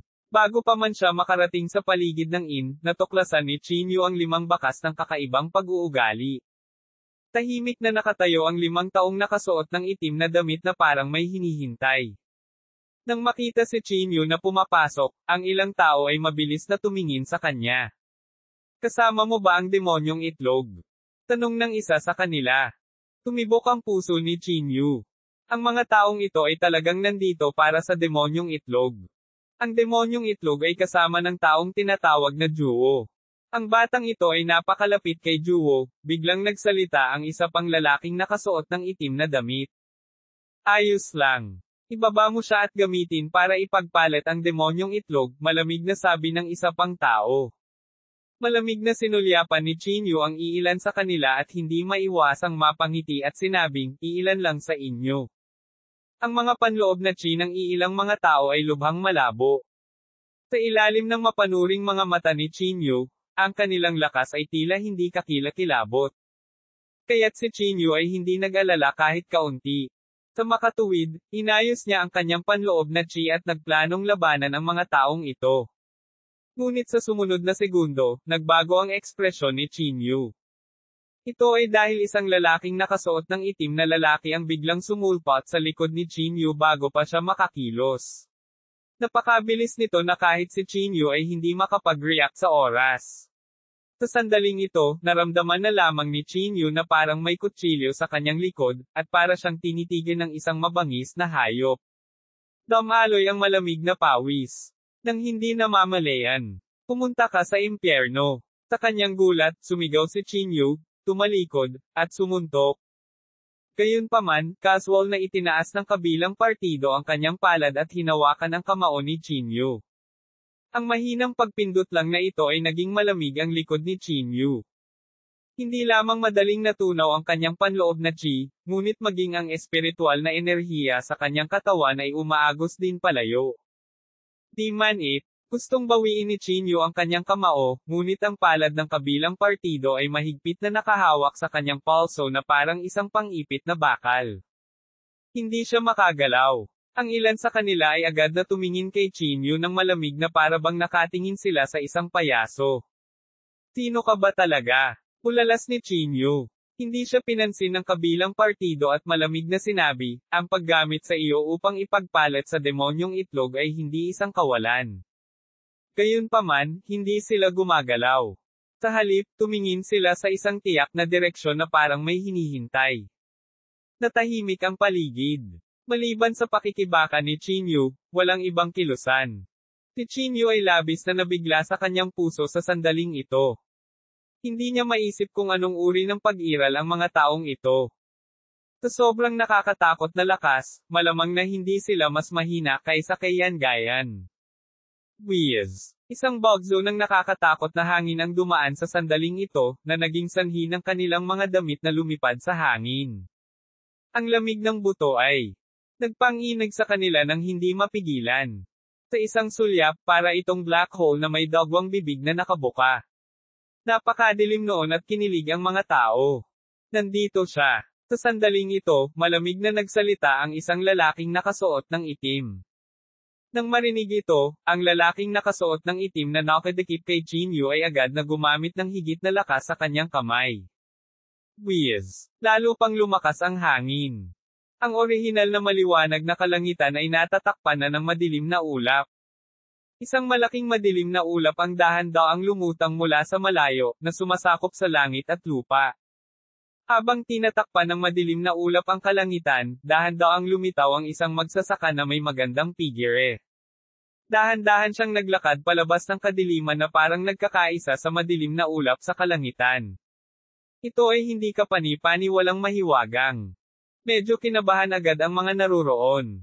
Tila naramdaman nila ang sobrang lamig mula sa katawan ng kabilang partido. Itinuon ni Chinyu ang kanyang tingin sa figurang lumabas mula sa kadiliman.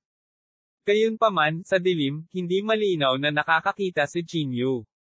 Habang naglalakad siya palapit, sa wakas ay ipinakita niya ang kanyang anyo. Siya ay may magandang figure na nakasuot ng mahabang puting damit. Kumislap ang maskara sa mukha niya. Xiaoyu. Nanlaki ang mga mata ni Chinyu. Ito ay walang iba kundi si Xiaoyu. Kung ikukumpara sa dati, ang panloob na chi sa katawan ni Xiaoyu ay naging mas malamig. Ito ay hindi kapani-paniwalang nagyayelo. Lumapit si Xiaoyu, hakbang-hakbang. Nadaragdagan ang lamig sa bawat hakbang niya. Xiaoyu. Nagmamadaling sumigaw si Chinyu, ngunit hindi siya pinansin ni Xiaoyu at tiningnan lamang sila ng malamig. Huwag kang gagalaw. Nagmamadaling sigaw ng isang lalaking nakasuot ng itim. Alam kong kakilala mo ang batang ito.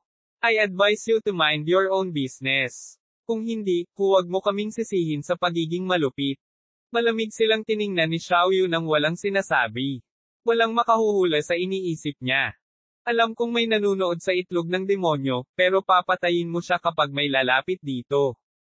Kaya naman nauna kaming hulihin ang batang ito. Gusto kong makita kung ano ang gagawin mo ngayon.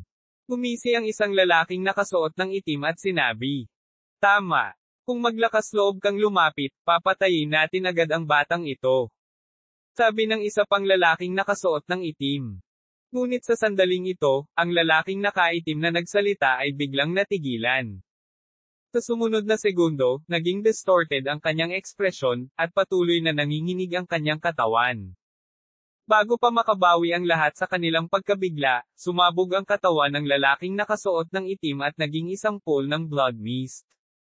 Logo. 2010 ang relasyon sa pagitan ng demonic egg at Xiaoyu. Ang kakaibang kamatayan ay nagpabagabag sa ilang lalaking nakasuot ng itim na damit. Sumimangot din si Chinyu.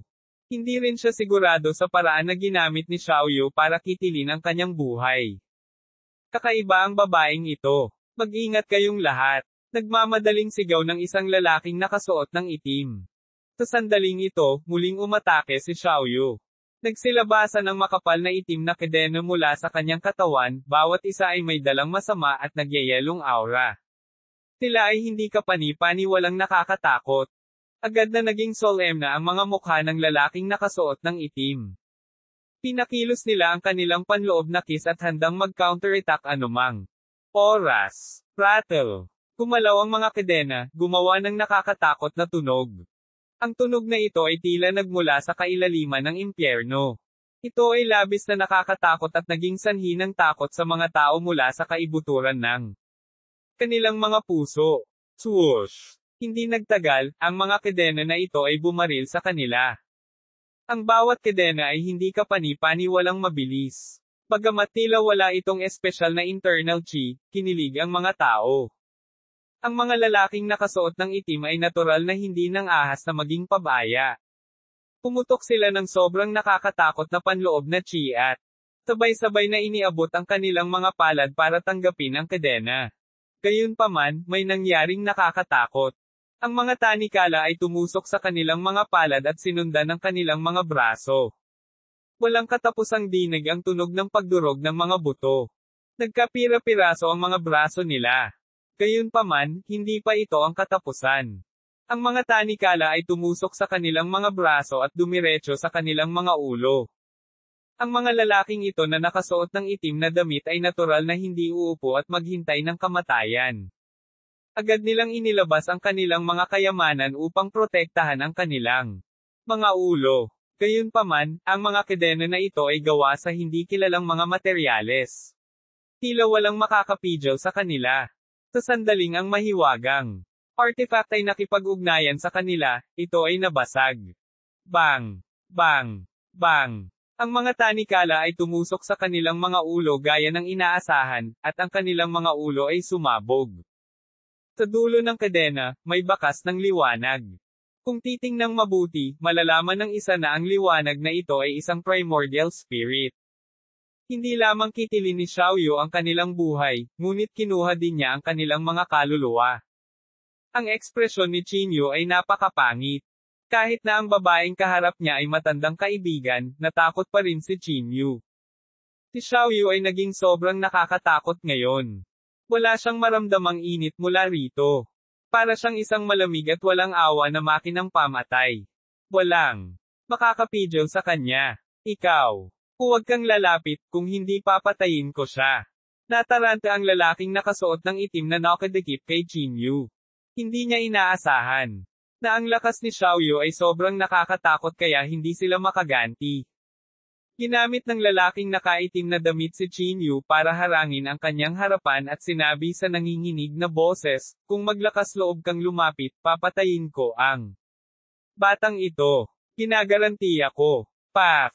Gayunpaman, bago pa siya makatapos magsalita, ang kadena ay tumusok na sa dibdib ni Qinyu at nakapasok sa katawan ng lalaking nakaitim na damit. Umagos ang sariwang dugo sa kanyang dibdib. Yumuko si Qinyu para tingnan ang kanyang katawan na nabutas. Ilang sandali. Hindi siya makapaniwala. Tinaktan siya ni Xiaoyu. Naalala niya ang sinabi ng lalaking may bigot noon. Kapag lumaki na si Xiaoyu, tiyak na itatakwil niya ang lahat ng kanyang mga kamag-anak at kaibigan at magdadala ng kapahamakan sa mundo. Swoosh! Tinurog ng mga tanikala ang katawan ng lalaking nakasuot ng itim at walang awang hinaila palabas ang kanyang primordial spirit. Dahan-daang nahugot ang kadena, ngunit huminto ito nang maabot nito ang dibdib ni Qinyu. Kinabahan si Qinyu, at malamig niyang tiningnan si Xiaoyu at sinabing, gusto mo ba akong patayin? Sa sandaling ito, kumalma si Qinyu, at ang takot sa kanyang puso ay nawala ng walang bakas. Tinitigan niya si Xiaoyu, naghihintay ng susunod nitong galaw. Nanatili lang ang kadena ng ilang segundo bago ito tuluyang nahugot mula sa dibdib ni Qinyu. Hindi nanatili si Xiaoyu at tumalikod para umalis. Ano ang kinalaman ng demonyong itlog na iyon sa iyo? Sigaw ni Qinyu. Gayunpaman, hindi tumugon si Xiaoyu. Habang lumalayo siya, nawala ang madilim na ulap sa kalangitan. Kung hindi mo sasabihin, sisirain ko agad ang demonyong itlog na iyon. Umungol si Chinyu. Sa wakas ay tumigil si Xiaoyu sa kanyang kinatatayuan. Lumingon siya at tumingin kay Chinyu.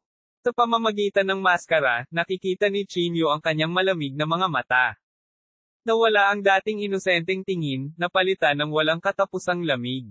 Itong titig lang, malamang hindi makatiis ang maraming tao. Gayunpaman, hindi natakot si Chinyu. Tumingin siya ng diretso kay Xiaoyu at naghintay ng sagot nito. Hindi mo gagawin iyon. Pagkaraan ng mahabang panahon, isang malamig na boses ang lumabas sa bibig ni Xiaoyu. Pagkatapos sabihin ito, hindi pinansin ni Xiaoyu si Chinyu at tumalikod para umalis. Ang kanyang mga hakbang ay lubhang kakaiba. Hindi tulad ng mga diskarte ng ibang tao, hindi umaasa ang kanyang mga paa sa pagtapak sa pangunahing kalsada kapag naglalakad. Sa kabaligtaran, ang bawat hakbang niya ay napakagulo. Ang kanyang katawan ay nawawala sa kadiliman kung minsan, at kung minsan, siya ay lilito mula sa kawalan. Ilang saglit lang, nawala siya ng walang bakas. Yumuko si Chinyu para tingnan ang kanyang dibdib at sinabi sa mahinang boses, mukhang may bakas pa rin siya ng sangkatauhan. Kung walang sangkatauhan, matagal nang namatay si Chinyu. Pinalutan ni Chinyu ang kanyang sugat at pagkatapos ay nahulog sa malalim na pag-iisip. Anong kaharian ang narating ni Xiaoyu? Madali ba niyang patayin ang mga lalaking nakasuot ng itim na damit? Kahit na ang lakas ng mga lalaking nakasuot ng itim na damit ay hindi tugma para kay Yan Yunfan, hindi dapat masyadong malaki ang pagkakaiba. Gayunpaman, kaharap si Xiaoyu, hindi man lang sila makalaban. Hindi kaya naka-recover na si Xiaoyu sa kanyang peak? Napaisip si Chinyu habang naglalakad siya pabalik. Mula sa kanilang pag-uusap ngayon, alam ni Chinyu na hindi walang nagnanais ng demonyong itlog. Kaya lang bago sila makalapit ay napatay na sila ni Xiaoyu. Dahil dito, naging ligtas at maayos ang demonyong itlog. Kung talagang may kinalaman ang demonyong itlog na iyon kay Xiaoyu, bakit hindi niya inalis ang demonyong itlog at ipaubaya na lang kay Juwo? Hindi ito maisip ni Chinyu. Hindi nakatulog si Chinyu buong gabi. Tiningnan niya ang demonyong itlog sa mga bisig ni Juwo. Ang demonyong itlog ay hindi kapani-pani walang tahimik sa dilim, tulad ng isang ordinaryong bato. Kapag may pagkakataon ako, kailangan kong pumunta sa Thunder Courtyard at magtanong, naisip ni Chinyu sa kanyang sarili. Sa mga sumunod na araw, hindi iniwan ni Chinyu si Juwo. Matapos kumpirmahin na ang mga tao mula sa pamilya Yao ay hindi magmadali, inilagay ni Chinyu ang kanyang mga alalahanin ngayon at nagplanong pumunta at maghanap ng isang kayamanan na maaaring magtago sa panloob na chi ni Juwo. Bago umalis, sinulyapan ni Chinyu ang demonyong itlog sa kamay ni Juwo at pinaalalahanan siya, kung makatagpo ka ng anumang problema, gamitin itong demonyong itlog para hamarang sa harap mo, maintindihan mo. Pinandilatan ni Juwo si Chinyu at sinabing, anong kalokohan ang pinagsasabi mo? Ang itlog na ito ang malaking kayamanan ko ngayon. Hindi ko kayang paghiwalayin ito. Tumawa ng mapait si Chinyu. Huwag kang mag-alala. Gamitin mo lang itong demonyong itlog para hamarang sa harap mo. Siguradong ligtas at maayos ang demonyong itlog.